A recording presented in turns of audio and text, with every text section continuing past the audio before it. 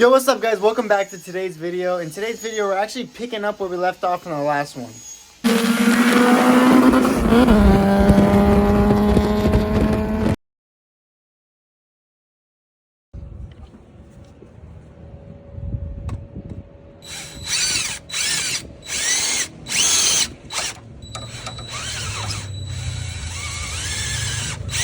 Now you gotta go through and use the tap.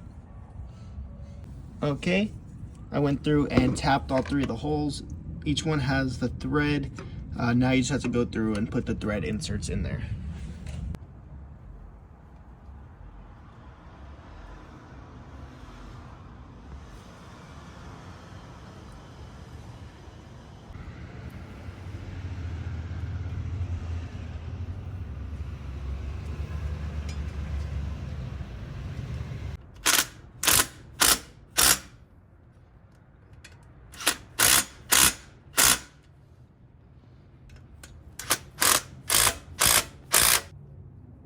Yeah, that bracket's not going nowhere now.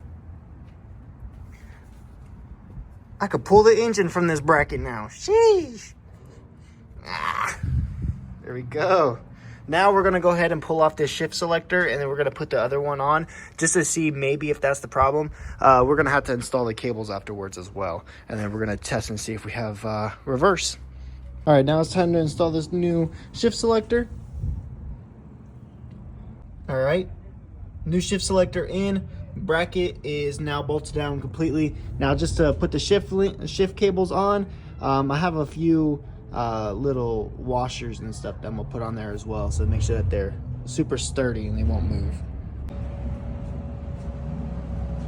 All right, put a washer and also a cotter pin on both, so it's definitely on there now. It's a lot better setup than it was before. Something I don't like is how the cables are way too long. As you see, straight ahead is the shifter. It comes through the firewalls and loops that way. I feel as if they should be a little bit shorter, but we'll figure that out whenever it comes time for it. Let's see. Moment of truth. First gear, second gear, third gear, fourth gear, fifth gear, reverse. Woo! All right, well, we won't know for sure until we go to drive it, but because that's usually whenever it gives us problems, but this is a good sign. Yes, sir. You guys can tell we've gotten a lot more done on the car. First off, we finished up the wiring harness. We just re-lume taped it. And then we also converted the main feed line for the fuel system into AN-8. And I'll show you guys this here now. With all the little problems gone with the shifter, we decided to move on to wiring. Wiring was always just slapped together, not really organized very well, and kind of just tucked underneath the dash. I'm trying to address all of that so that it no longer is like a cluster underneath there. Originally, this fuse box goes inside the engine bay on this car.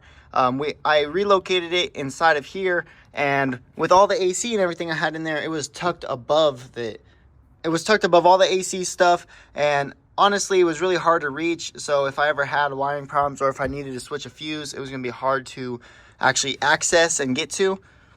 So I relocated it here. This is actually behind another panel. I bolted it here. Right now, I'm not 100% sure if it's going to work in that bolt location. But I'm just kind of going based off the fact that it's going to be flush against this wall here. The main power wire right here came from the battery. Right here, as you can tell. It comes into the fuse box, but it was way too long, and I just circled it and then put some zip ties on it. So I cut it a little bit shorter, and now I'm going to re-put a new connector on there and then actually, save a lot more room. Now, when it comes down to this harness here, this is a gauge pod harness. It comes with 3 different gauges on there. I am currently going through and wiring them up. It comes with the oil pressure, water temp, and boost gauge. You guys may know the car is not boosted. So at the moment, I'm just wiring it up because I do want to do a boost on it eventually in the future. So I'm wiring it up now because it came with the other ones, and I'm just like, might as well, so I don't have to go and take the dash all apart whenever I do end up boosting the car. Future Braven here, currently editing this video. I did do a really good job at recording the process of this manifold, but this is a Euro R manifold, only available in Europe. Basically, this is for H series, F series. I had picked this manifold up after I had tried doing the H to K, and the H to K didn't end up working out, as you see here. Because of the style K series manifold I had picked up, it just ended up working out, ended up hitting the T-bracket, so decided just to drop that idea. This here is the current manifold setup. I ended up going with the MPC fuel rail, got my injectors cleaned as well. There's truly a lot going on here. The throttle body is brand new, Skunk 2, also have a fuel pressure regulator and a fuel pressure gauge. Up next, we're actually going to be installing the intake manifold. Hopefully for the last time. I did pick up a new intake manifold gasket. I'm hoping that this is just temporary until I can get a hard plastic one. But for now, to get the car running, this one should be fine.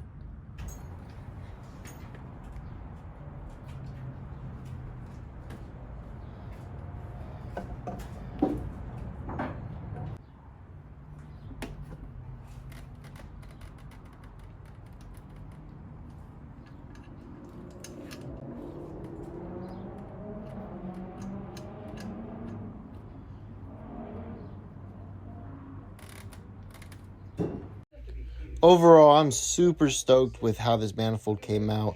Most definitely is an amazing color on the cream. I went with the bronze color, as you guys seen in the reel that I had created and showed you guys. I'm absolutely in love with the way this came out. All the way from the AN lines to the fuel rail, everything. Every single little bit of it. In this footage here, I'm connecting all the air hoses and everything like that, getting everything tied up. As you guys know, whenever connecting an intake manifold, there is a lot going on. I do need to create a throttle cable bracket as well. This is actually recorded a lot in the future. I want to show you guys an update because I did a pretty crappy job at recording then. So I got the AN lines connected, ready to go. Looks super clean. I got the harness plugged into everywhere it needs to go. I needed to extend this wire, ended up having to extend it like 3 inches to actually reach up here. So now it all plugs in correct the way that it should. I still haven't made a throttle cable bracket. As you tell, this is the one from the other manifold, and it's not going to work out, guys. So we're going to go ahead and create one of those brackets. Also, did a pretty crappy job at showing you guys. I ended up converting over to coil on plug as well because of the new ECU that I picked up has coil on plug already on it. Huge shout out to Arcasteel, who's the person that I bought it from. Gave me a pretty fire deal on it. I ended up throwing this radiator back in here with the stock lines and stuff like that. Even though I do plan on running AN lines and a tucked radiator soon, just to get it running, I wanted to throw this in there. So that's good to go. Wiring, have a few little things to touch up. I got to connect this temp sensor down here, and then get some block off caps for the coolant passageways because the other ones were all dry rotted and crapped out. Arcasteel also hooked it up with this power steering block off plate. Super sick. It's billet, so you know that always looks amazing. He's the one that also hooked us up with the shift selector whenever I had purchased the coil on plug kit from him. So as you guys see, the little details, it is pretty dusty and dirty in here, but I color matched this coil on plug cap and also this coil on plug plate that I picked up. There's a lot more little details and stuff like that still need to happen, that still need to get done. There's still a bunch of wiring happening in here, a bunch of stuff that needs to get finished, but shifter still works. Everything still works good. But I am coming pretty close to finishing. I have all the gauges wired up. Everything's good to go. These are the gauges that I have. They're the Evo Digitals. So pretty dope gauges. I love them. They freaking look amazing. So yeah, we're going to end up wrapping this thing up soon. Just a bunch of little tedious stuff. And with this new job, it's kind of hard to have time to work on my car and yeah, you know, you guys know how it is. But these two cars most definitely need to make an appearance again. I'll say a huge shout out to you guys for watching today's video. Thank you guys so much for the support. Peace out, and I'll see you all in the next one. Later.